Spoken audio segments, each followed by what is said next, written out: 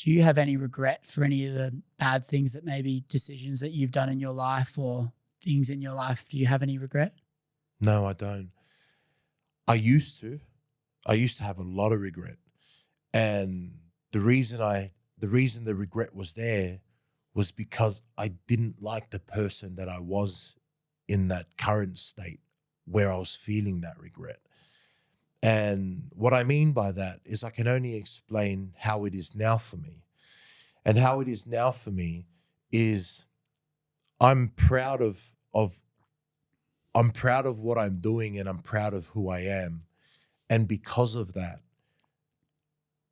I'm proud of what I've been through, and I'm proud of the journey that I've had to walk to be able to be this person. Grateful. You know, absolutely, incredibly, eternally grateful.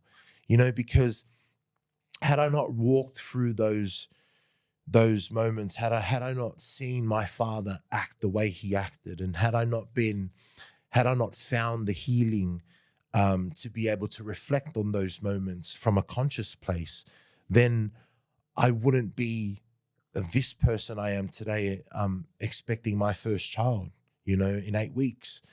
And being able to know that that's what I went through as a child, and what I've been able to find about myself in my 6 years or 7 years of being this new version of myself, then I can take that on to hopefully give back to my daughter, because she's my best friend and she's the best thing that's ever happened to me. So being able to heal has been the most important thing to me, because I didn't know I was going to have a daughter, you know, but being able to just let go enough to be a part of your journey the way you're innately supposed to be a part of your journey, and to be able to go through those things, and to be able to catch what you need to catch, and to be able to decipher between what's for you and what's not for you. And then grow from that, because I just feel through regret, you kind of take yourself deeper into the hole. You know, it's very low vibrational to regret. And if I was still the violent person, and if I was still the person who was doing the things that I used to do, I probably would regret the things that I used to do, because I'm still doing them. And I know that they're not good. Like, I knew at some point I was going to get to the point where I realized that I was only projecting hate onto everyone else because I hated myself, and I hated what I had been through, and I was making excuses for what I had been through. I was blaming my father. I was blaming ex-girlfriends. I was blaming the fact that no one gave me attention because I was fat when I was a kid. All those things developed into me essentially hating the world. But then through healing, I realized that I wasn't actually hating the world. I was hating the mirror that I was looking at, which was myself. I think this concept, I hope it doesn't brush over people's heads, because I've just learned something new here, and a realization that I think is extremely profound. If you have regret, that's because you hate yourself. Yeah, man. You are not happy with the garden you've built.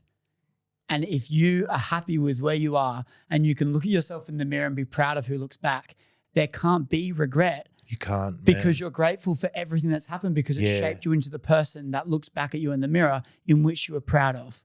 Bro. Wow. It's so true, man. It was profound in the moment when I realized it myself, because I don't think I could have grown the amount or the level in which I've grown had I not seen that and realized that, regretting is just me beating myself up and continuously beating myself up about it. Being the victim. Whereas, like, what can I regret? Like, if I'm happy with who I am today, and if I'm at peace with who I am today, where's the regret?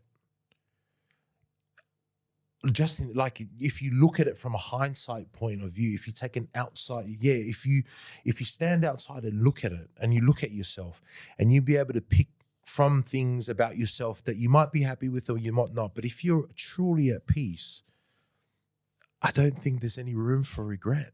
I feel like 90% of the questions we don't know how to answer are answered by working on yourself and leveling up you. Oh, I could not agree more. I could not agree more. This whole thing here is, okay, something's going wrong in your life, look within. Because as soon as you don't, you are stripping away all your opportunity to learn and grow. Yeah.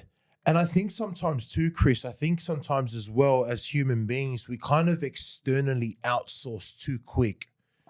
We're too quick to jump on that. We're too quick to pull that trigger.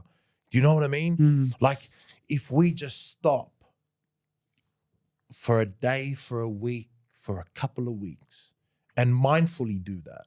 If you have the intention for when you sit down and if you want to listen to an issue you might be feeling into, I think sometimes as human beings, we don't trust our innate beauty in what we can do as human beings. I don't think we trust that enough. I think sometimes we go to outsourcing way too quick. Like I should go see this person, or I should go do this, or I should go do that. It's like I think if we just sit with things for a little while, the answers just come flooding like that if you allow for them to happen. And then you'll just realize you'll have a good motion and a good system going with it, that whenever you go through something, okay, what do I do? Okay, I go here.